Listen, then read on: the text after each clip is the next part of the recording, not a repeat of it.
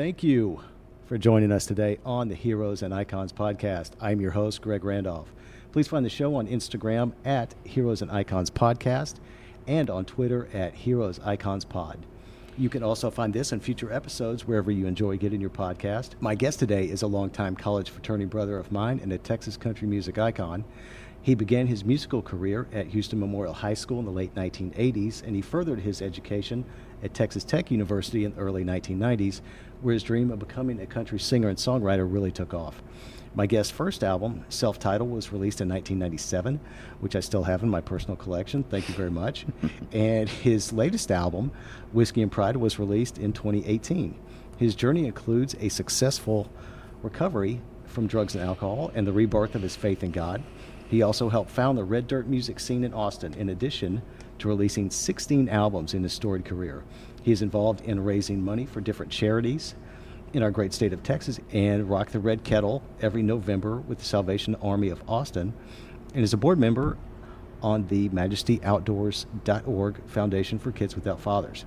He currently resides in the Austin, Texas area with his lovely wife, Sherry, and 5 kids. Without any further ado, my guest today is the one and only Cory Morrow. It's been a few years. It's great to see you, man. And again, how are you and your family? Good to see you as well. I'm not the one and only. Did you know that? There's a Cory Morrow is a hockey player. He spells his name wrong, but right. Well, as far as we're concerned. As far as we're concerned. Yes. As far as the music scene is concerned. Yes. Well, I'm wonderful, man. Thank you for having me. Congratulations on the podcast. Thank you. I'm good, man. My life is good. Music is good. Family's good, and God is good. And so we're here in Tomball, Texas. We're recording at the Main Street Crossing, which is one of my favorite venues in Texas. It's a very intimate. It's about 200 seat capacity, and everybody sits down. It's a quiet room. The owner, Matt Davis, tells everybody they got to be quiet or he'll kick them out, and it's an amazing experience. And we typically play somewhere between 2 and 3 hours for our show, which is quite a bit longer than our normal shows. And so you kind of have to bring your Red Bull with you for these. But we're good, man. Family's amazing. They're going to be here tonight actually, for the show. So we're going to bring a couple of the kids up on stage to play some music. And they tell you in the entertainment industry not to follow an animal act or a children's act. Okay. So I'm going to bring both on stage tonight. Okay. Yeah, very good. So it's going to be good. Excellent.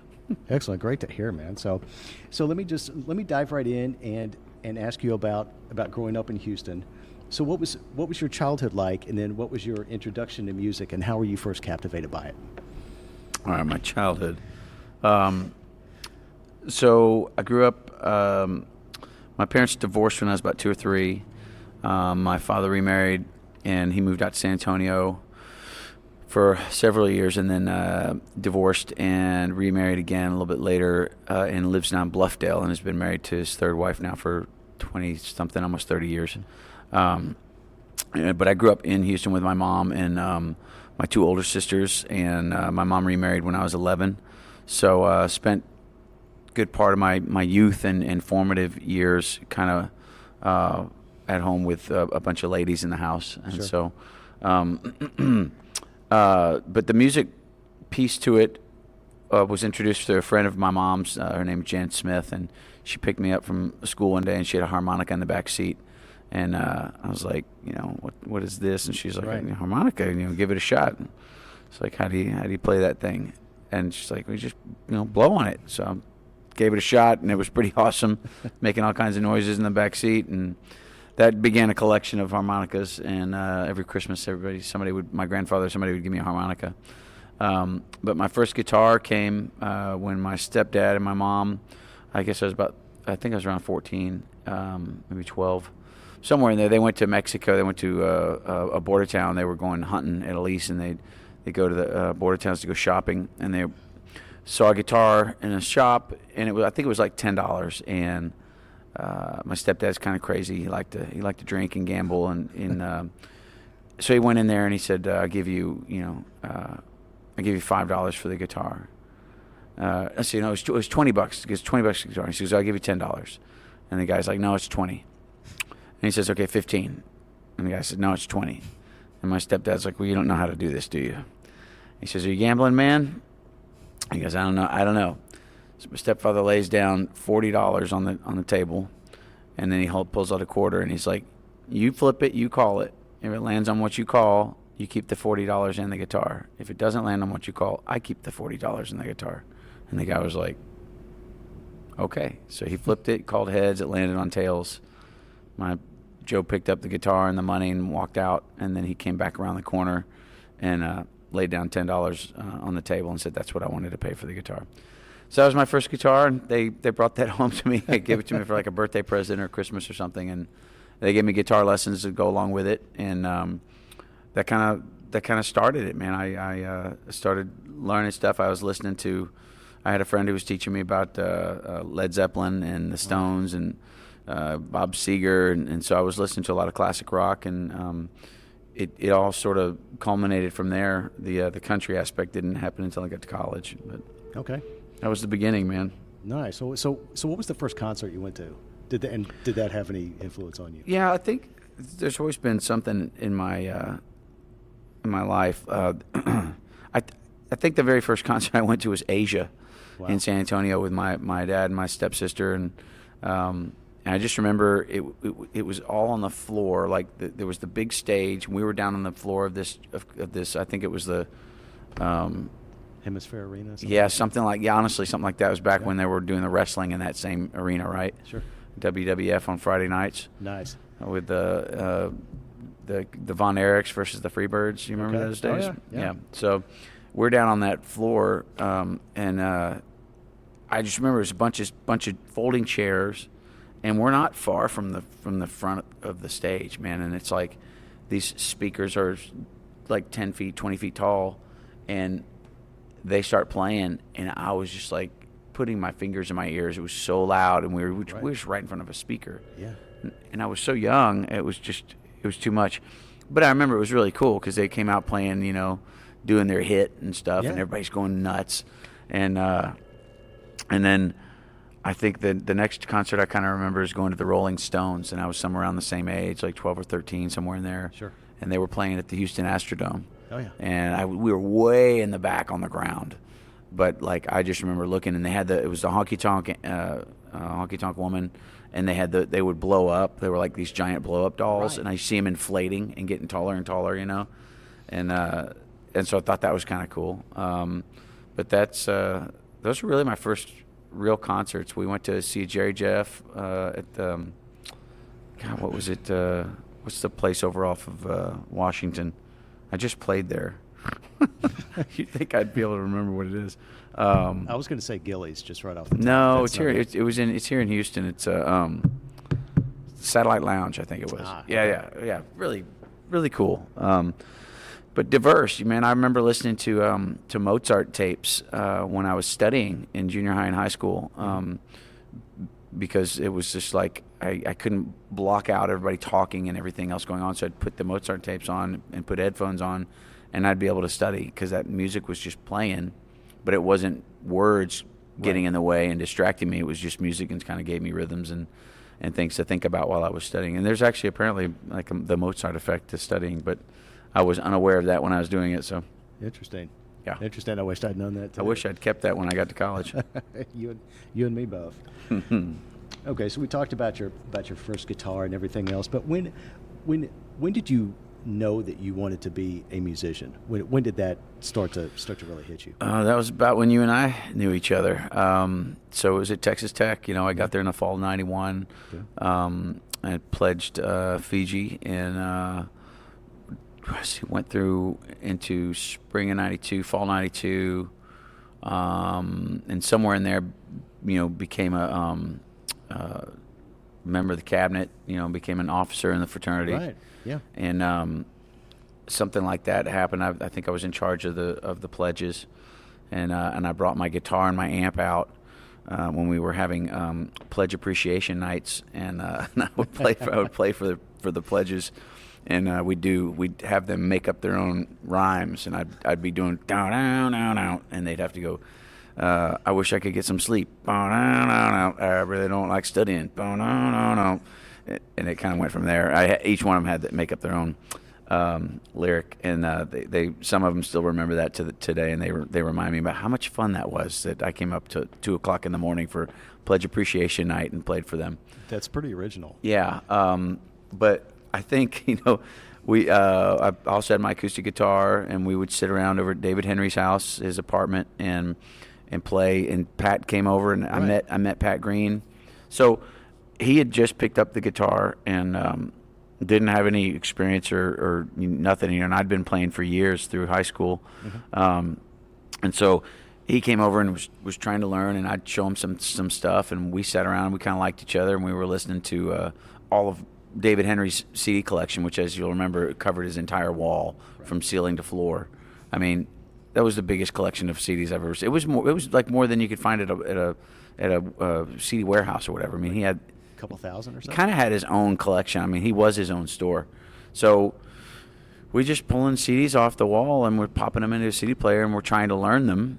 This is before the internet or anybody being able to teach you what the chord structures are. So we're listening and trying to make sure that our guitar's tuned correctly. So we're trying to figure out what the chords are, and we do an okay job. But we're both total novices. We're not very good musicians. But we sat around and we learned songs, and everybody seemed to enjoy themselves. Right. And we did that till the sun came up, and then they got us a gig at Bash Rip Rocks. Yep. And everybody came out, Yep. and it was like that was really my first taste of the musician. Like, this is what I want to do for a living. So it was that show, Right. and it was the first one. Okay. We did two weeks in a row, if I'm recalling correctly, and the second one wasn't as well attended, but the first one was everybody was there, and it was like, and I had heard stories of Jack Ingram and Jacko Pierce, and they were playing in college towns, and I had people were telling me about hundreds and hundreds of kids lining the walls and singing their songs and drinking and partying, and I'm thinking, this sounds like a blast. So when it happened for me and Pat in that capacity, it was just like I was just high on that whole scene. And so I thought, well, man, if this can happen for us here like this, then this is what I want to do. I think this is what I want to do. So I quit school like not long after that, like maybe a few weeks later. I kind of made up my mind and withdrew and came home, and my mom, she was not happy. So how did that go? And then what was the next step for you after that? It didn't go well. So my mom and my stepdad, I grew up with the family shrink, and we've been seeing one since I was like 9 years old, maybe earlier. And mom always thought that was good medicine, having a shrink. And so I went to see the family shrink, and I gave him a cassette. I think I'd kind of written a couple songs at that point, and I recorded those for him on a cassette tape. And I told him I had like a 2-year plan. I'd put together this idea of what I wanted to do and how long it should take me to kind of get some sort of success to where I could, and I would have a day job, and I'd pay my own way. I'd pay my own rent, pay my food, pay my insurance, and I figured out what kind of job I could get with no education, and I'd work during the week, and then I'd have weekends off, and I'd go work to be a musician on the weekends. And so he thought it was a pretty good plan. I thought it was a good plan. And so when my parents came in to be like ready for him to tell them that I needed to go back to school, and he did not tell them that I needed to go back to school, they were even less happy than when I came home for the first time. But stepdad let me work for him for about 6 months, and I saved up some money, lived with my mom and dad stepdad for a little while, and then I moved to Lakeway and lived with my cousin, and stayed there for about 6 months, and then finally got my own place. And it just started with I found out where the college kids in Austin were gathering, and who was playing there, and like what they were doing, and I'd watch, and most of the guys that were playing were just doing covers, and some of them were playing their own stuff, but they were mostly doing covers. And so I found the bars where this was happening, and so I went and found the bar owners, and I said, look, I want to do this too. Here's a cassette tape of my stuff. Here's a list of the songs I can play.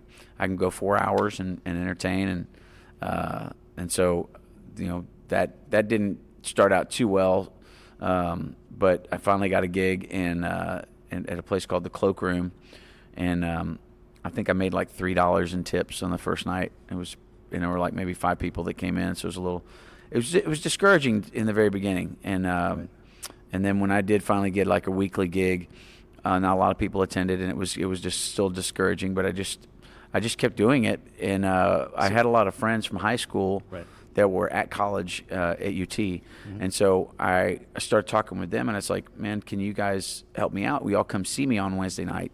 Yeah, we're gonna try to do that. And they said, look, if we can't make it, why don't you come play our Burgers and Beer on Thursdays? I was like, absolutely. So they paid me $100 to play Burgers and Beer on Thursday, and that was like, $100 was like, it was so much money, yeah. And so I paid for a PA system, and they gave me free beer and free burgers, and I got to play for 2 or 3 hours and get drunk, and I thought it was great. And everybody had a blast, and so that kind of started the whole circuit. Was playing. I did the KA house, I did the Kapasig house, and I started becoming somebody they wanted to hire in Fiji house, and then the sororities would hire me for some things, and then people started coming out to the show, and it kind of started to build, and I got a couple of band members, and then we got a gig at a regular Tuesday night gig at Pete's Piano Bar, and that's when things really started to kind of pick up. We had like I think it was a dollar Miller Lite all night long, and we went on at 7 and played till midnight. Wow. And it was crazy, but we played for, there was like $2 to get in, and we played for the door, and I have no idea what we ever made. I mean, I know I got paid, but I was drunk a lot back then. But it was every week, every Tuesday, and then we got a Wednesday gig in College Station at a place called The Tap, and it was the same kind of thing. We just started building the following there, and the fraternities and sororities supported us, and then we got this really great opportunity in Austin on Thursday nights at a place called Hang 'em High Saloon, and we got to be the opening band. So I had to go find a drummer, because we had a bass player and a guitar player, but we were like a 3-piece acoustic act, and we had to find a guitar player because our acoustic guitar player quit, so we had to find an electric guitar player and a drummer, and we did. And we got this full band opening spot I got to open up for Alabama. I got to open up for Merle Haggard, Willie Nelson, Gary P. Nunn, the Bellamy Brothers. I mean, I got to open up for all these incredible acts at this bar on 6th Street every Thursday for a year. That's pretty good company.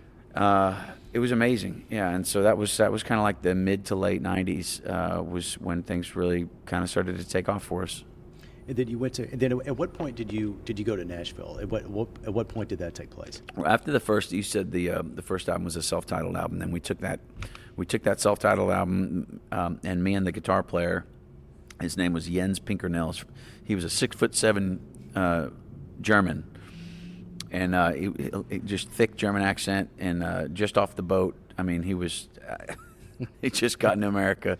And he played rockabilly, and he played great guitar, and he was just a big presence. He's 6'7", he's just huge, and he was all solid muscle. I mean, he was just this massive man. Still is. I mean, but he and I, we put on our cowboy hats and our blue jeans and blue jean jackets and everything, and we got in a Suburban. We took that record and we drove to Nashville, and we made a couple calls and set up a couple appointments, and we went up there to try to get a record deal, and it didn't fly. They didn't like it, and they didn't like our record, and they didn't like what we were doing, and they told us so, and we were kind of distraught and discouraged, and so we tucked our tail and drove back to Austin, and I went up into my room and wrote Nashville Blues, and it was just essentially about that trip kind of got me down. Is essentially what I was saying, and that it was about the scene in the industry, and not obviously about Nashville, Tennessee. Right. It was more a tribute to the music and the musicians and the singer-songwriters that I loved and that I had an affinity for, that I thought were awesome. Willie and Waylon and Merle and Townes Van Zandt and Chris Ledoux, and so it was more a tip of the hat to them, and talking about how there were some of them, like Willie, left Nashville and moved to Austin, Texas, and began a whole movement. And so it was just sort of like my way of saying that I relate to what they were doing. Not that I was ever in the same ballpark as they were, but that I was trying to do the same thing and it didn't work out. And so just trying to write my own little tune. There you go. Yeah. There you go. Excellent, man. So that's Nashville, and then you come back and you kind of change gears and you get in on the red dirt music scene in Austin. What was that time like? Well, so wrote that song and wrote several other songs, and then and took some that I had written before that we didn't really record, and made a new record called "The Man That I've Been," and it was sort of that record that really was a springboard for us. People really liked it and they dug into it. They had a Big City Stripper on it and Drink One More Round, and these are sort of our more popular, older, original songs that people tend to relate to us when they hear our name if they're fans. And so we did that record, and then it was like in '99 we got the chance to do a live recording. They had this the place where we did the records had a mobile setup, and they were telling us that it was super cheap, and that we could record a live record and they let us listen to somebody else's live recording that they did with this equipment, and it was great, and it was like half the price of doing studio work. So all we had to do was get our band to be rehearsed and go in, and so we my manager and I came up with this idea to charge $100 for the ticket. So we played in 4 different venues. We picked one in Houston, College Station, Austin, and Dallas. Okay. And we set up the dates when we were going to be there to record the show. Right. And we rehearsed for the whole show. And then we charged $100. And you could get all 4 tickets, a T-shirt, and a copy of the CD. And your name would be on the T-shirt, and your name would be on the CD if you gave us $100. And so we sold 100 tickets at $100, and it was $10,000. Sure. And that paid for the whole thing. And so it actually cost us. We had a little bit of a mathematical fudging on that one. We actually lost money on the whole deal, but it paid for the record. Okay. And so it was called Double Exposure. It was our first live record. And we went and recorded most of the record recordings that we kept were from the Dallas show at Port David's Pub. The rest of the recordings in the different locations that we played just weren't, the quality wasn't that great. We just seemed to have a really good show. The band was really on, and the recording was really, really good that night. And so most of it was from that show. But man, it was just that record. I had written a bunch of new songs as well. So we played songs from the first 2 albums, and then we also played like a whole album's worth of new music. So you got 2 CDs with this record, a live, what we called it electric, and then an acoustic. Right. And so, it was. I thought it was pretty unique, and then the fact that we did do live recordings of songs that we had previously recorded in a studio, but we also did first cuts live of songs we'd never recorded ever. So, which was kind of cool. And so cool. A whole bunch of brand new music that's recorded live. And, man, that thing just, that really did a lot for us. That's when things started to really pick up, and parted ways with my manager at that time, and then ended up getting Budweiser sponsorship, Dodge sponsorship, some clothing sponsorships, and we just started people kind of coming on board to help us and lift things up and start running with it. And we started making more records, writing more songs, and it just sort of, we started playing more places. We got a great booking agent, and I got hooked up with William Morris Booking Agency, and we're traveling all over the country and all over the world, trying to make a name for ourselves. But we never had a record deal. We never had a label. We just we were always a solo independent act. Gotcha. Yeah. Gotcha. So how important are the sponsors to the show and everything that you're doing? How important are they? In the beginning, back then in those days, they were super important, because they helped get the word out. They were able to hit markets and ears of people that we weren't able to do on our own, and they had their finger on the pulse of different locations, and a whole marketing team and base that we didn't have. Plus there was the financial aspect of it, which was really helpful, and I took I was not very smart with all of it. I spent all of it on goodies and stuff, and we got a bus, and I bought a Porsche, and we bought a condo, and I spent most of the money they gave me instead of reinvesting it. one of the things I didn't learn at Tech was any of the business that I was in the business school, but I didn't really pay much attention, which I wish I had. So I think it would have helped me. Well, but those things, I mean, and buying those things and spending money on those things, that's just part of the education, right? No, that's part of me thinking it was cool, and I wanted people to think I was cool. Be that as it may. I think well, it's all part of the story. Is right. You're a product of your raising, you're a product of your environment and the things that happen to you that influence you, that you allow to influence you. And I allowed a lot of things that were not necessarily good for me to influence me, and I went down those paths and made those choices, and ended up where I was, and I was miraculously saved from death and from destruction multitude of times throughout the story of my life and my career. Until I really came to my knees and finally gave it all up, and realizing that the path I was on was really not leading anywhere positive. So was there one specific thing that, I mean, there was the arrest in 2005, okay, but was there one specific thing aside from that? I mean, was there the proverbial, the intervention from family? Was there someone in your inner circle, or did you just kind of have the epiphany on your own, like, hey, I can't keep going like this? Well, there were a multitude of things. I mean, so there were several things. One was when I was 25, I was living with these Aggies in a house in North Austin, and they had just graduated, and they're trying to figure out what they were going to do with their lives, and I was trying to figure out what I was going to do, and so. When we make these albums and we have some success, it wasn't a permanent success. Like, things didn't just go up and we coasted. It would go up and then it would go down. Like, attendance would go up and attendance would go down. And I didn't have the greatest of management at the time, and that was sort of always like a really difficult thing for me, is really trying to find a good, trustworthy manager. I struggled with that for years. And then until we got with William Morris, it was really difficult. The booking, getting all that right, was basically your buddies were helping you do all your stuff, and so right. You end up getting guys that don't know what they're doing, and maybe they have questionable morals and values, and so I struggled a lot with depression. And when I was 25, I kind of lost it and got really drunk and just lost it. I was so sad. I wasn't where I wanted to be.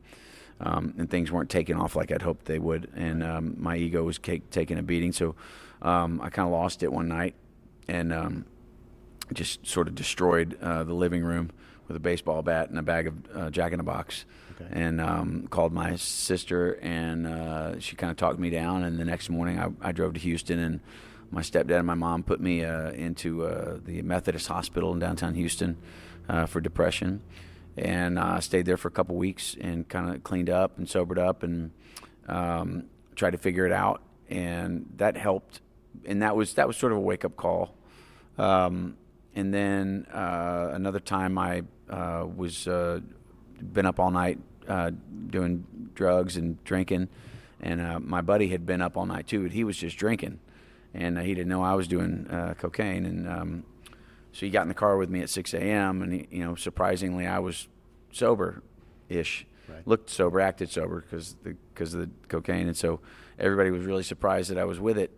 And so I got in the car and drove us home, and I was going really, really fast, and we were laughing and having fun listening to the radio and had it all turned up, and I lost control at like 100 miles an hour and was able to slow down to about 60 before we hit an intersection, and I couldn't slow down enough to get stopped before the intersection, so we flew through it, and I had to avoid different cars, and it was a miracle that I didn't hit anybody or kill anybody, but we made it through the intersection, and by the time we got to the other side, I had swerved one last time to avoid a car, and that swerve caused me to go into a spin, and then we spun off the road and flew into the brush, into the bushes, and went through a building, like a little makeshift pottery barn. This guy was selling pots and stuff on the side of the road, and like this little, he had made this little building where he sold stuff.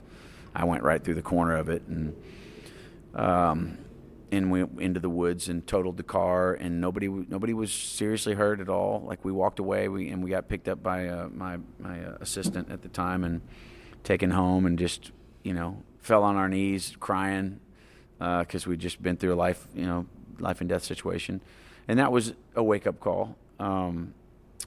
It was things like that kept happening, and I overdosed on drugs one night and woke up and was just lying in a pool of vomit, and couldn't believe that I was still alive. And then finally, the one thing that really got it, the arrest. That one was kind of the big one, and you would have thought that would have been it. That would have been the one, because it was a DWI, possession of cocaine, and it hit the papers, and the Budweiser folks had to stop being my sponsor. The car folks had to stop being my sponsor. I lost everything, and that was a pretty big low spot. And it was actually like not long after that I met my wife, and so you want me to just give you the full story, because we're kind of leading up into it, if you don't mind. Go for it. I'm just gonna keep going. Please. So Please do.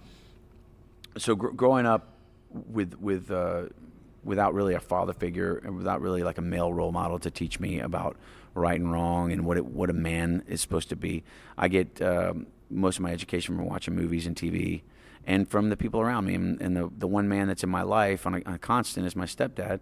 Well, he really he loved to smoke weed, and he loved to drink, and he loved to go to nudie bars. And so, by the time I'm 18, I'm going to the nudie bars with him, and I'm smoking pot with him, and I'm drinking with him.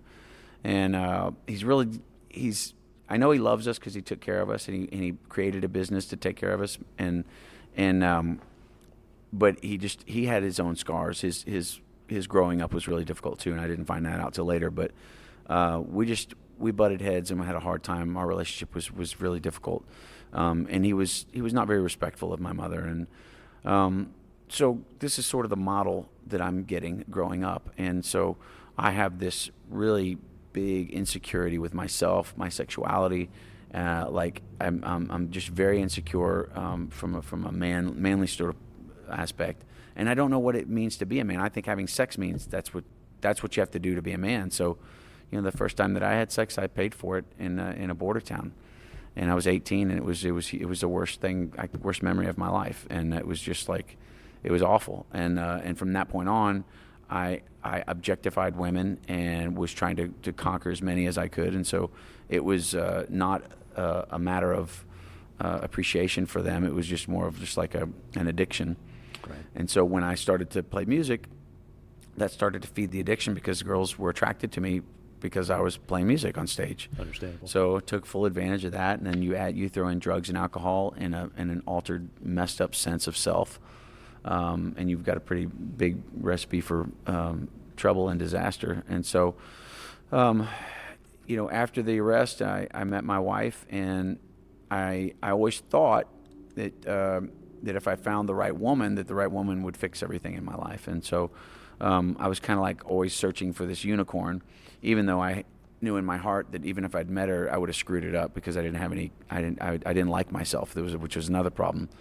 So I've got all these things that are twisted in my upbringing, but there is a sprinkle of goodness in there, and that my mom baptized me when I was an infant, and I think that was a saving grace. I truly do. And she would drop me off at my friends' houses who were Christians, and they would go to church on Sunday morning. They're Baptists. They go to church on Sunday morning.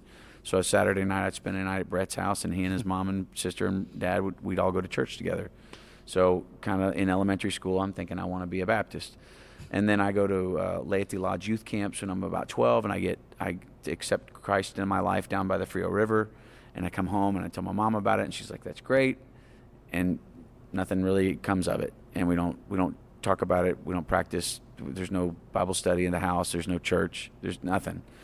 And so then I join Young Life. Do Young Life through high school, and that was more of the cool thing to do rather than an opportunity to really open yourself up and talk about Jesus at our school anyway. But the seed was definitely planted in all these different places, right? Right. So I'm thinking that if I find the right woman and she loves the Lord, that maybe she can help me fix all these things that are broken in me, and she can save me and set me right with Jesus.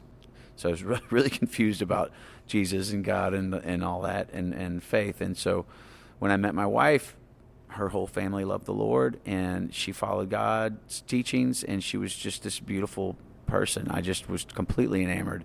And I thought, oh, she's pretty, she's fun, she's younger than I am, which is awesome. She also had never heard of me, so my ego was like kind of taking a beating, but it also was like an opportunity because she didn't know anything about me. She didn't know about the rest. She didn't know my music. And so this was like, oh man, I can start over. Like, right. And I kind of had this bad rap of being this really just kind of a jerk. And I was like, man, I could be whoever I want with her. Right. And who I wanted to be was I wanted to be everything I knew I could be. And so I stepped into that persona with her, and I told her about everything I had done and who I was and everything. But I also was practicing being the best person that I knew how to be without really having any kind of anybody teach me what that looked like. Right. And so we start fall completely in love, and we get married 2 years later and start having kids. And we've got a 2-year-old and a 1-month-old. And through those 4 years, I was first few years I was pretty good, and then I started to stray and started to mess up. And every time I messed up, I'd be like, "Man, I'm not going to do that again. I can't believe I did that. I'll never do that again. I'm never going to do that again." And then I would do it again, and I'd beat myself up, and I'd say I wouldn't do it again. And one day I came home, and she said, I know something's up, and I need you to tell me the truth. And if you tell me the truth, we'll have a chance. And if you don't tell me the truth, we're done. And so I'm just sitting there, like trying to figure out what to do. And it was a long day of me coming to the point of telling her the things that I had done. Mm-hmm. But before all that happened, I had this I saw this light come through the roof of the house and felt this like warmth, and felt this voice kind of tell me to tell her everything. And I didn't really follow that voice at the time because I was like trying to figure out how to get out of it. Right. I was like, let me tell her the most obvious one, and that didn't work. And then we went down the line, and we finally get it all out, and it ended up being something that I hadn't actually done yet, but I had intended to do. Okay. And so, but that happening was clearly to me something supernatural, and something was happening in that moment. Like every time I told her something I had done, a secret, something that I was hiding, I felt this like release. Right. You know what I mean? Like this confession. That when confession's real, when you say it, it's gone. It just falls off your shoulders. Yep. Well, I saw it fall onto her shoulders, and so every time I was relieving myself, I was killing her. And come to find out later, that's like the picture of Christ on the cross. And so I go through a process of when we were done, I called a friend, and I said, "Man, my marriage is in trouble. I'm in trouble, and I don't know what to do. And I think maybe Jesus is the answer, but I don't even have a clue what that looks like, and I don't know what to do. I don't know how to go down that road. Do you know Jesus?" And he's like, "Yes, I do." And I was like, "Man, will you help me?" And he said, "Yes." So he met with me every Monday for like a year, and walked me through the Bible, and walked me through knowing and Jesus, and he introduced me to a bunch of different people. I started going to Bible studies and men's groups, and over that course of time, I accepted Christ in my life, and so it was that moment, that day. It was September 24th, 2012. The best, worst day of my life, my wife's life. It was the end of one marriage for us and the beginning of a new one. And we had, like I said, 2 kids at that time, and it's been 10 years, and we had 3 more kids after that. Yes. And so it's the story is now that I gave up playing for myself and playing for notoriety and for people to love me, get on stage and have girls love me, and to get drunk and try to be a spectacle. I get up on stage and I tell them the story of all that, and I express my love for Christ, and I share His name with everybody and tell them that that's the thing that saves. And if you want to talk about it, I'll be at the merch table after the show, and I just tell everybody that they're loved, and that love is Jesus, and that it set me free, and it can set you free too. And so I kind of open up that door for a few seconds, and then I go to the merch table after the show, and I just wait for people to come up to talk to. At these acoustic shows, I usually spend about 20 minutes walking through what I just did with you. I go through the whole story with people, and I give them a more of a detailed background of the things that went on, and then then we do the whole show. But with the full band shows, I just do 10, 15 seconds, just tell them that they're loved, and it's Jesus, and come see me after the show. Right. And it's been really amazing. I can go back to Bash Rip Rocks where it all started, where I can barely remember playing the show because they were so drunk, and I can talk to the drunk people that are there, and so you say the name of Jesus to a person who's drunk, and they kind of look at you like, did he just say Jesus? We're in a bar with a bunch of people doing all kinds of bad things, and he's talking about Jesus, and it's like, yeah, man, that's exactly right. Like, everybody needs to hear that name. Everybody needs to know about him and about what he can do for you. So that's the whole point. And I have to acknowledge you because this is an amazing story. And I guess the thing to me is that, would you say that in looking back on all of those things, that God took you through all those rough waters and everything else to bring you to where you are present moment, so that you could serve others in that capacity? Yeah, I feel like in the last 10 years since I woke up, since that moment at the table where I didn't necessarily respond to his calling, but I acknowledged that he was talking to me, to the moment that I accepted him, and I started seeking him because he was always seeking me. I feel like ever since then that he's been laying out a plan for my life, and it's not been easy, man. Like my wife and I don't. It's not like biscuits and gravy every day. And being an adult, taking care of 5 kids and running a business. I mean, it's life. Life is what it is. It throws stuff at you. It's just knowing that I can get up in the morning and I can go to him. I can pray to him. I can get right with him, and I can have him be my filter, so that when I do every day run into difficulties and scenarios that are hard, I filter those through his word, and I can hopefully respond in a way that's better than me just knee-jerk reacting in ugliness. In response to ugliness, I can respond with love. And I do believe that he set all this up. I mean, I made the choices I made, but I believe that he was there during each choice, at the end of each choice, and he was making himself available. And when I finally did see him and look up and was aware of him now, again, over the last 10 years, I keep coming back. Even if I turn for a minute, I keep coming back to him because I know he's there. Right. And I know that that's my foundation. And I used to say in the very beginning of my walk, I'd say, God, break me and remake me, because I'm completely defunct. I'm a mess. Whatever it is that is me is not good enough, and I want to be good enough for you. I want to be what you want me to be. I want to be the best Cory that God intended me to be. My mother-in-law used to tell me to be careful with that one, because she's like, God is faithful. If you ask that prayer, he'll answer that prayer. And he did, and he broke me all the way down. And I used to, there's the story about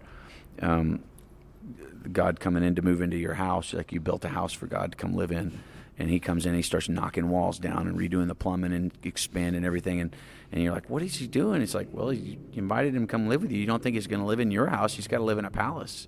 He's going to make it fit for a king. He's not going to just live in any old house. He's going to make this a house that's fit for a king. And your house is the imagery is your house. Your body is that house, and the temple, your brain, your mind, your heart, your everything about you is that house. And so God's trying to help you shape and get yourself into a righteous, holy place that you can actually start walking with him, and you can start letting him live in your life and live in your house. And so it's a process, and it's a journey that it isn't going to be completed while we're here. And it's really been, it's hard. It's really hard, but it's also incredible. And whenever, during the hard parts, I cling to hope and I surrender. And it's just when you start to just let go, there's the world always taught me that surrendering and letting go is a bad thing and it's weakness, but man, it's the greatest strength in the world when you do that with God, because he doesn't condemn you or shame you. He lifts you up and empowers you and fills you with hope and joy, and you find out that everything that you could accomplish here as far as happiness on earth is basically dependent upon the situation, and joy is attainable no matter what the situation. And that's something like, that's a beautiful, I'm seeking after that on a regular basis. Absolutely, man. This is really just a beautiful story. It really is. And I'm personally, I'm very, very proud of you, and I'm very grateful that you're still here with us. I truly am, man. That's a miracle. Thank you. I am as well. You're welcome, brother. I know it's been a journey for you. I know it has, and there's, when you see someone, when I'm doing these, I don't know what these answers are going to be. Right. I have no idea, and so for you to be, open and transparent and vulnerable and say, hey, this is everything I've been through, and all these things that God, or again, God qualified you to, by going through those things, He qualified you to help someone else who might be in the same situation. Yeah, He keeps putting people in front of me that are having a hard time, and I'm having to learn how to just not try to answer their questions in a way like I don't have the answers to your problems. The only answer I can tell you is that it's in Him, and that it begins with a step of faith and a leap of faith, and then it's exactly the definition of it is you don't have a reason to step forward and trust that your feet are going to be held up, but you're supposed to, and right. So you step out in faith, in trust that you're not going to fall flat on your face, right. and that God is going to be there because He is real, and I tell people, like, until you can do that, and until you can surrender everything you've got to Him, you're going to continue to struggle with the difficulties that you've got. I mean, there's no magic potion that when you accept Christ in your life, your struggles stop. In fact, they probably get harder. Right. It's just He gives you the ability to see those struggles in a different way, and you don't look at them as things that are bringing you down and making your life more crappy, or belittling yourself, or manifesting this self-loathing, or this pity. He empowers you, emboldens your ability to have a perspective of that there's something greater coming out on the other end of this suffering that you're going through. Right. And man, you just dig in, and you start to have this supernatural peace, and your perspective is just heightened, and the struggle that you've got may never go away, but how you're reacting to it, responding to it, and living with it totally changes. And Absolutely. So you're no longer a victim of what's happening to you. You're who knows what you're able to do with it. Maybe you'll be able to go around and tell people about how God's helped you manage your life in the midst of this horrible turmoil. Yep. I don't know, but I do know that no matter what's happening, that He is the answer, and if once you trust that, things change. 100% on that, and I would just add to that if I ever have anything like that, and I go to God with it, or do whatever it is, I mean, God, what I get back is like, don't you think I can handle this? Right. Like I'm like be still and know that I am God. Do you really think that this is too big for us? Like I'm ready. We here. made the world in 6 days, rest on the seventh. What? You don't think I can handle this little thing that you've brought to me? Oh my gosh. Yeah, it's good stuff, man. So let me ask you this. So when in relation to our Heavenly Father, what similarities do you see in that, now that you're a father of 5 children? Mm-hmm. What similarities do you see when maybe where God is telling you, us, would at least me anyway, hand raised front of the line, would you just do what I'm telling you to do? I mean, amen. It's I think every parent would with even the best intentions, is going to come to the place where they feel like they've failed. Like they're just trying to get through to their kids and they're just not listening. Right. And you're doing the best you can, and you try not. I try not to get to the point where I yell, but I always end up yelling. It's just like, gosh, dang it, what's the matter with you? It's like, hey man, he's 8. Oh yeah, that's what's the matter with him. And I think that I know that having children and being a father is one of the greatest gifts. It's probably I think it's absolutely one of the greatest gifts that God gives you. And I feel my heart breaks for those that don't have that experience for whatever reason, because there's something happens in you that changes when you have that child. And I think I don't know from an adoption standpoint that it's the same, but I have to imagine that it is. I have to imagine that there's something that changes in your heart, because when you have your child and you're raising this child, and this is your child, and you love this child, and you would absolutely jump in front of a bus to save this child, but you also sometimes want to throw them into the side of a bus to wake them up. But you just there is a training. I think there's an education for yourself and for your wife that happens with raising a child, and there's a huge turn of introspection, and so the more that you go to God to help you raise that child, the more God's turning the mirror onto you and saying, hey man, you want me to help you raise this child? Help me get you right so that you can be the example that this child needs, so that we can raise this child right. Like, let me work on you, and let your actions and your deeds and your speech be the example for this child. And come to me, and keep coming to me, and keep talking to me, and we together will work on you, and then that will in turn be the influence that is this child's.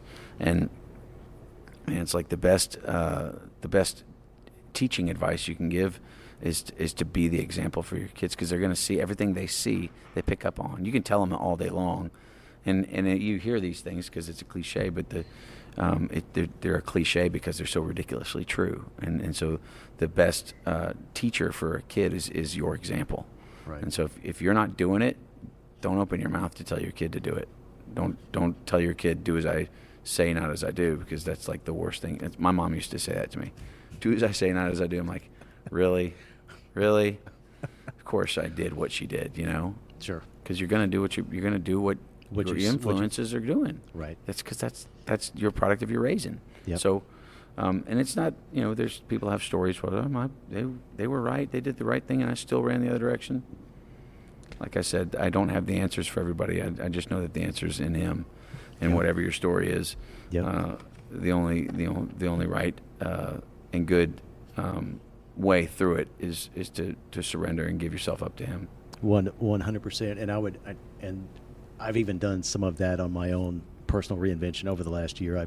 I've done a study. It's called Authentic Manhood.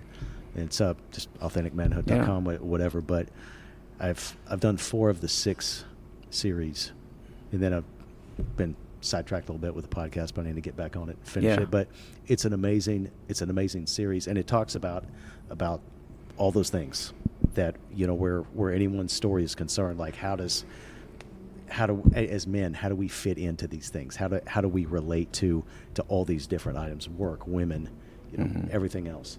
And so I would recommend that too. Right on. Anyone too. It reminds me of the biblical manhood Bible studies that I was going to in the very beginning, and just realizing that honoring your wife and your children with the things that you do is huge, and the way that you spend your time, how you speak to people, your example is just so strong in their lives. And so raising 4 boys and a little girl is a huge responsibility, but it's one that I just fully embrace, and I'm so grateful that I get to do that.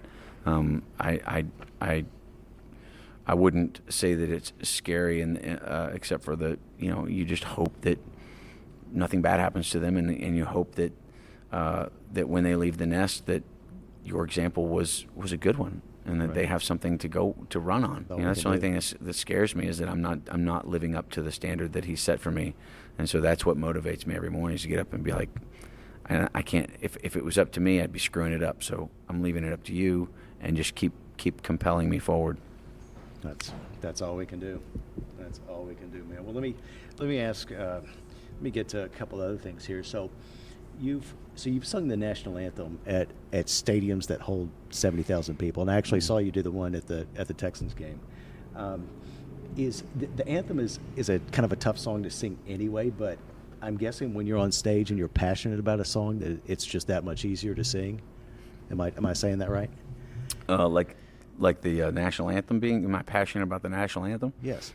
I'm not asking if you were a red-blooded American. I'm a red-blooded American. I know you are. So I think, I'll be honest. Like, sure. My wife actually spoke to me more about the words, and she was like, there's such a beautiful lyrics. Like, think about the history and think about what he was seeing when he wrote it, and I'm just like, I'm not thinking about that. I'm thinking about not missing the note and forgetting the words. So, for me, it's I get the beauty of life sometimes through the eyes of my wife, which is just an incredible blessing. But for something like that, unfortunately, I'm so dense. I'm nervous, and like I don't want to screw this up. So I'm more focused on just making sure I start on the right note, and that I know the words. And sometimes I'll be thinking about what the words really mean, and then you kind of dig in a little bit and sing with a little bit more love. But 9 times out of 10 when I'm singing the anthem in a place like that where there's that many people, I've got my eyes shut, and I'm basically praying that I don't screw it up, and that I sing pretty, and that I hear cheers when I'm done, because that's one of those narcissistic moments where you really want to do it right, because you want people to be happy with you. No, absolutely, man. No, you always do a great job with those, and those are fun to listen to. It's a challenge for sure. So what is your relationship like with your band and your relation to them? What's kind of a day in the destination city like, where you come in and you get set up, you do a sound check, and you play for a couple nights as you are here at Main Street Crossing in Tomball? Yeah, it's different than it used to be. 10 years ago, 15 years ago. We'd be on the bus in the old days and just travel from town to town and wake up from a hangover and start drinking into the next one and get on sound check and kind of cut up and play for a couple hours, try to work stuff out, be silly, go get something to eat. And we would just try to figure out what girls were in that town and that kind of thing. And now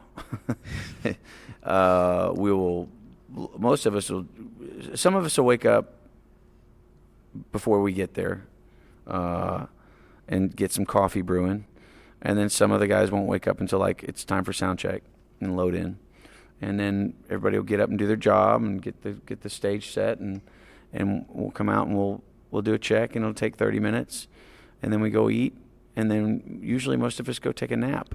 And then we wake up a few hours before the show, and we start getting dressed and talking about what's going on in our lives, what's going on in politics, and then get a set list put together and kind of talk about the music for a second, and then we go hit it. Nice. It's way less exciting and interesting than it used to be, but it's also a lot safer and a lot more reliable. Well, I mean, that's what happens when you turn 50, right? Well, yeah, 40 to 50. Sure. Well, whatever it might be. Whatever it is. Yeah, 42, 50, whatever. I think I finally understand the difference between an adult and a grown-up.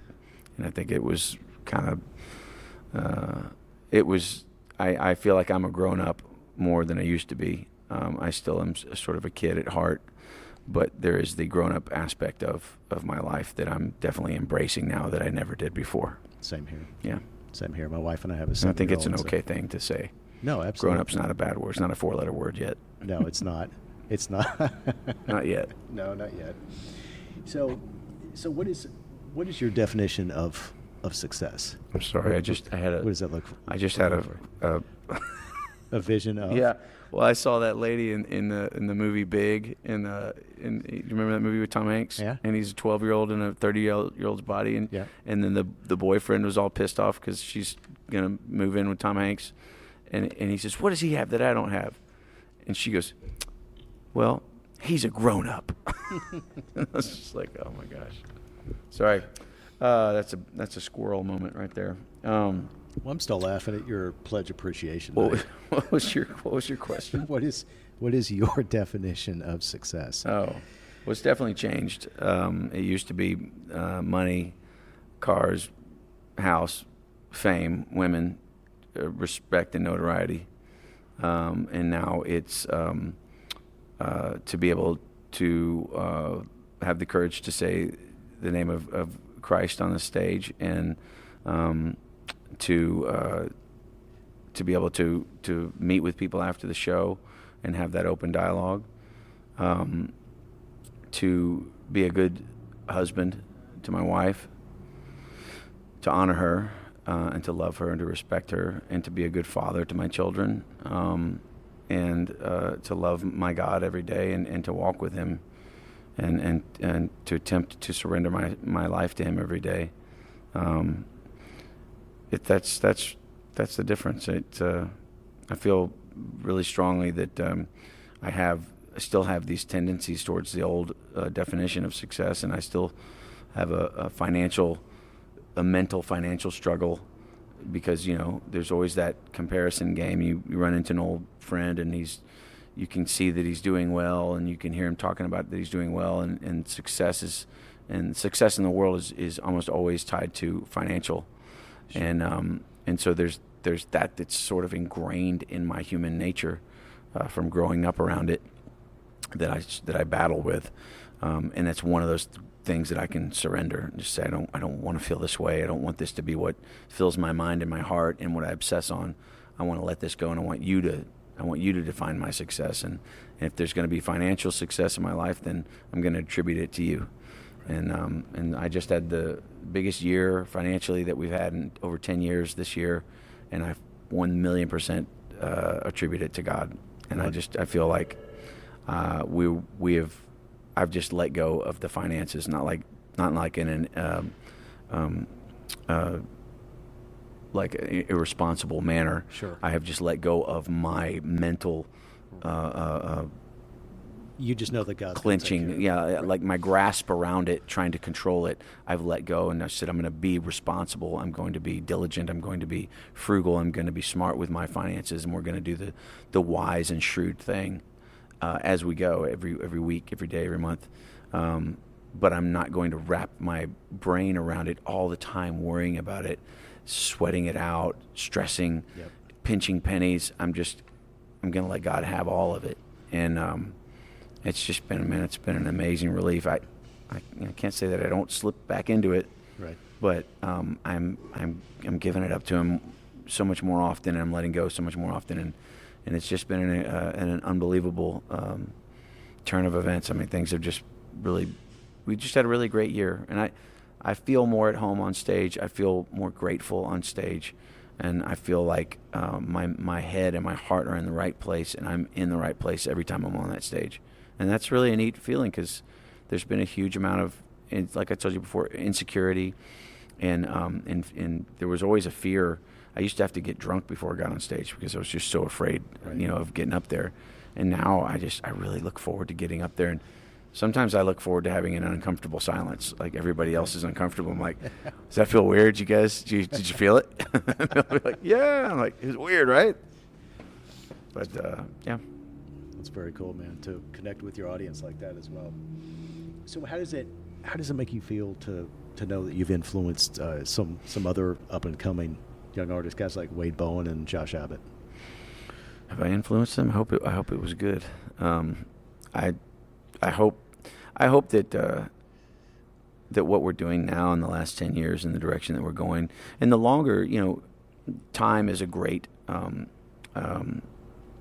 tester. It's a great defense. Like the longer that you can stay on a path towards something honorable, like a faith in Christ, the longer that I stay on that path and I devote my life to Him, the more that people see that it's not a phase, it's not a passing thing, that it's actually taken hold and it's changed me, and it's a good thing. And then when they see me, they can see that it's done good things for me physically, mentally, spiritually, and that it's affecting all aspects of my life in a positive way. I'm hoping that that's the influence that they'll see, and they'll want to know more about what that looks like, and that it's attainable for them as well, and that it's not something that they can necessarily do by, writing the best hit song or buying the fastest car or whatever. It's sort of counterintuitive. You have to let go in order to attain it. Right. Interesting point. Right. You'd think it'd be the other way around, but it's anything but that. Yeah. Absolutely, man. So in 2019, you made the spiritual exploration of a lifetime by traveling to Jerusalem and Nazareth, the Holy Land. Yeah, man. So what was that trip like for you personally, and then what did you experience, and can you even put that into words? It was really a neat opportunity, and it was really for me, it was life-changing.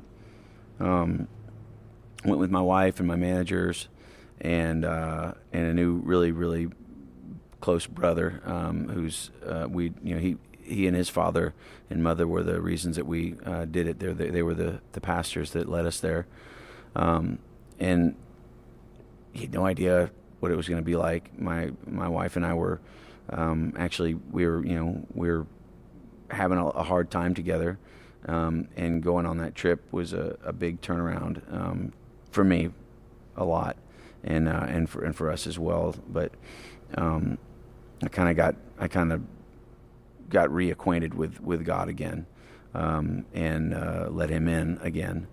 Because over the past 10 years, my journey has not been, like I said, it's not all biscuits and gravy. It's not all like wonderful.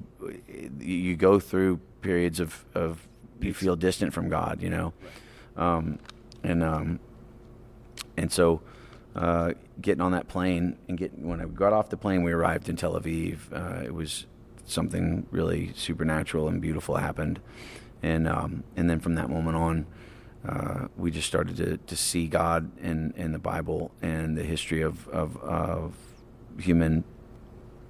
the human story, and in real life. We saw it in a whole new way. We saw it in real life. We got to see the actual history of it laid in front of our feet, and the things that we got to do, places we got to play music and pray and dip our feet in the waters.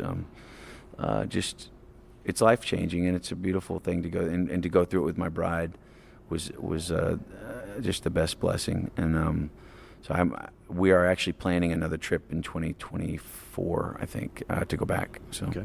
Yeah, excellent. Yeah, excellent. I highly recommend it. I'm gonna have to look into that. Yeah, it's worth every penny. I can only imagine there's so many amazing stories and different sites and places that you see, and I think about the story of Jesus resting on the boat with his disciples, mm-hmm. and there's this raging wind and storm and everything else, and they're like, "Master, aren't you going to do anything?" And from the book of Matthew, I think, and he's like, and he tells the winds and the seas to calm, uh-huh. to be calm and be still. They're like, who is this that he can tell the seas and the wind to be calm? Yeah. So, and he's like, have you not been listening? Like, no.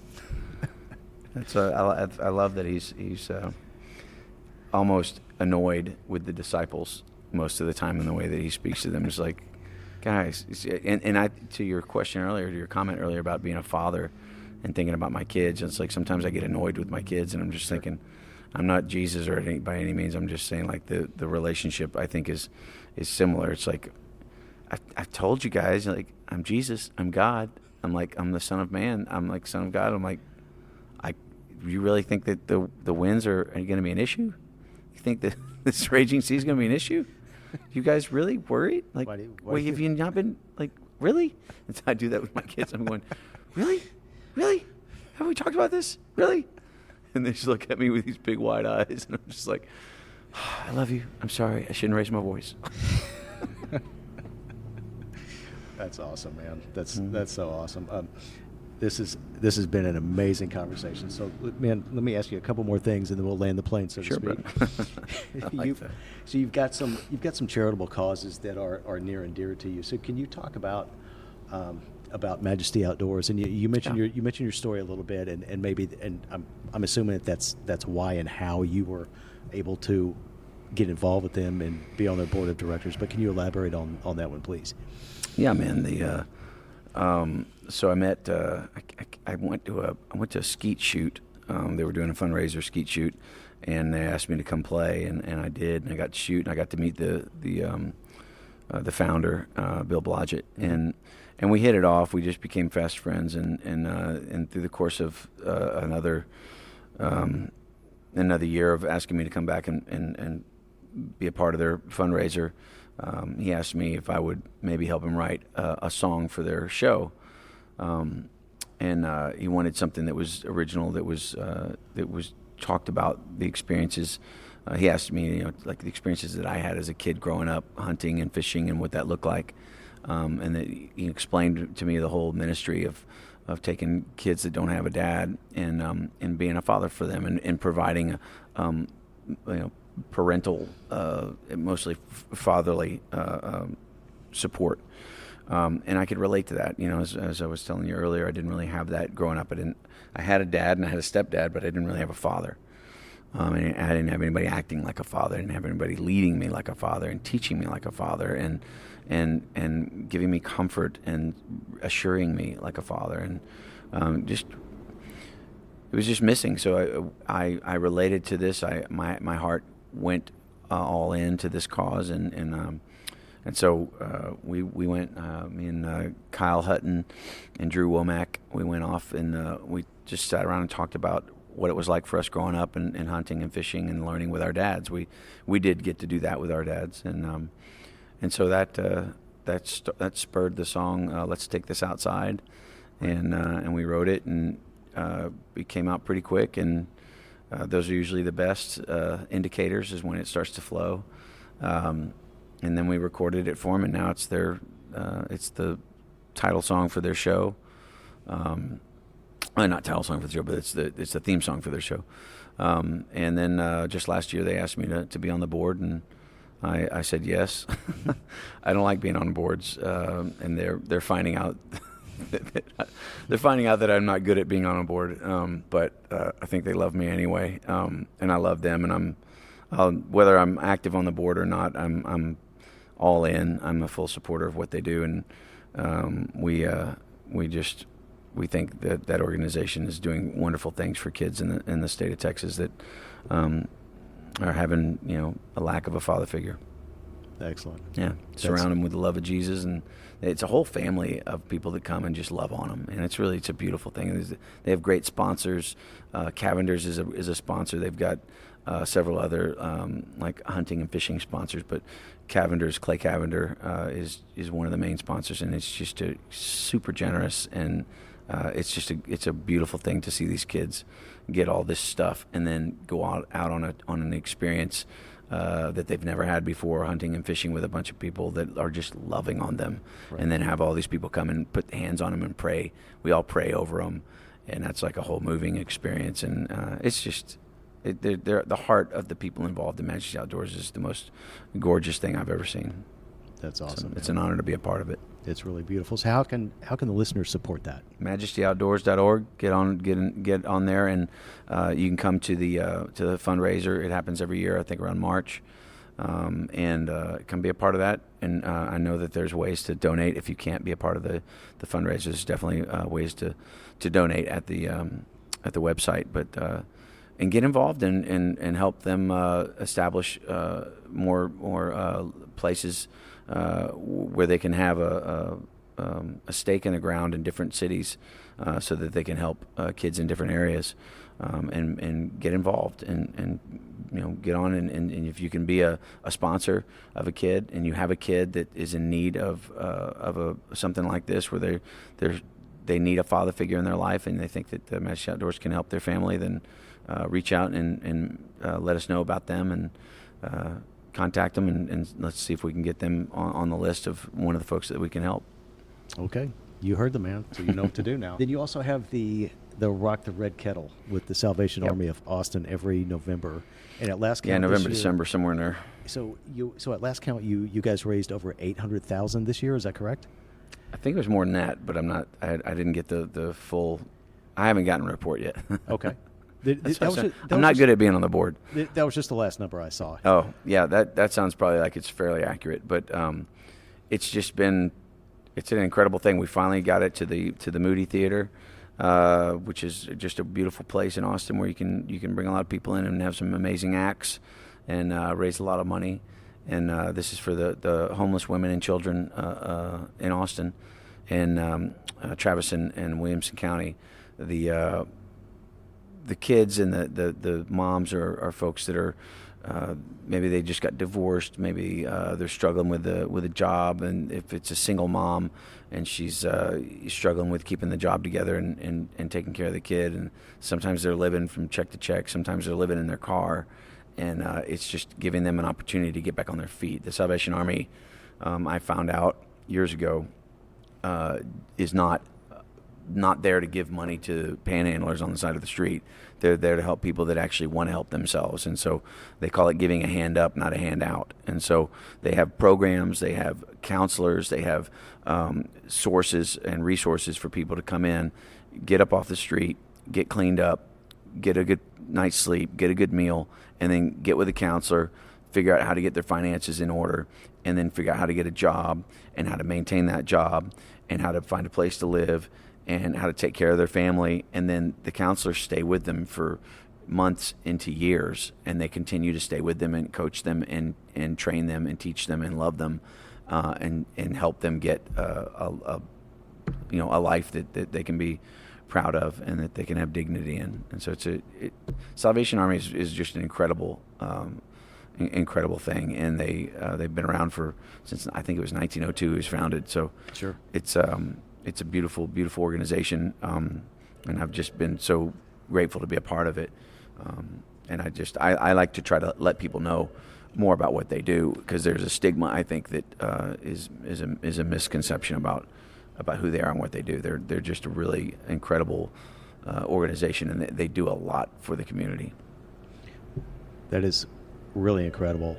That's really incredible. I'm very proud of you that you're making such a huge difference in all of these areas. I'm incredibly proud of you. I can't tell you that enough. Thanks, brother. Honestly. So what I'm going to do is I'm going to drop those websites and yours in the show notes for this podcast. Okay. How else? So let me ask you real quick. What's currently? Is there anything forthcoming for you and the band? Album, songs? Yep. We're going in the studio in about 2 weeks to record some new music, and we also have a book that's coming out either this year or maybe early in 24. But wow, the book is going to be called. I think it's going to be called "Let's Get Naked," and it's essentially a big deeper dive than what I've told you today. It traces my history all the way back to when I was a kid. Tons of ridiculous stories that you know of some of them, and sure. And then just from being a kid to being in college to being on the road to being married to being a dad. It's everything up to now in my life. I'm 50, and so it's basically a chronicle of my life to 50, and then I'm hoping that in another 50 years I'll write another one. Let's Get Naked Part 2. You write that when you're 100? I have no idea. Hopefully I'll write it. Hopefully I will be able to write it when I'm 100. Yeah, there you go. Hope okay. so. There you go. That'd be great. Excellent. Well, how else can I personally support you here? Dude, you're doing it. Tell people to go to CoryMorrow.com and come see us play live. You know, that's what we do. We make a living playing shows, telling stories, and sharing our heart with folks. And so, if you come out to see a show, then you're supporting us. Excellent. And I can personally guarantee, because I've seen several of your shows over the years, you will not only be entertained, but you'll have a great time. Cory is all about you and all about the fans and about you having a good time and enjoying the show. It's a family show, and you can come and bring your kids. Hopefully not too many stories where we have to send the kids. No, I say earmuffs whenever we talk about strippers exactly. and cocaine, but it's part of the story. Absolutely. Hey, if it's the story, Yeah. But that's the whole point of it. That's right. That's it, man. So, my brother, thank you very much for speaking with me today. Yes, sir. I love and appreciate you very much. This was just an absolute blast, and the pleasure was really all mine. And what a great conversation. And I can't thank you enough for being my guest today. Love you, brother. Thank you. Thank you. Love you too, man. All right, everyone. Thank you again for listening to the Heroes and Icons podcast with your host, Greg Randolph. And once more, thank you to our guest, Cory Morrow, and to Main Street Crossing here in Tomball, Texas, for hosting us. And a special thank you, Cory, to your PR staff, Tiffany Black, and your manager, Ivan Lightfoot, at Conveyor Management for helping set this up today. Again, as Cory said, you can follow him on social media and also on his website, corymorrow.com. And then please support the charities that we mentioned. There's MajestyOutdoors.org, and then be on the lookout for the Rock the Red Kettle. Salvation Army. Salvation Army. Thank you very much. And then every November, December, and then you can also follow me on Instagram at Heroes and Icons Podcast, and on Twitter at Heroes Icons Pod. And if you will be so kind as to share, subscribe to, and 5-star review the show Heroes and Icons on all major podcast platforms, that would be very much appreciated too. So thank you again, everyone. Have a great night. God bless.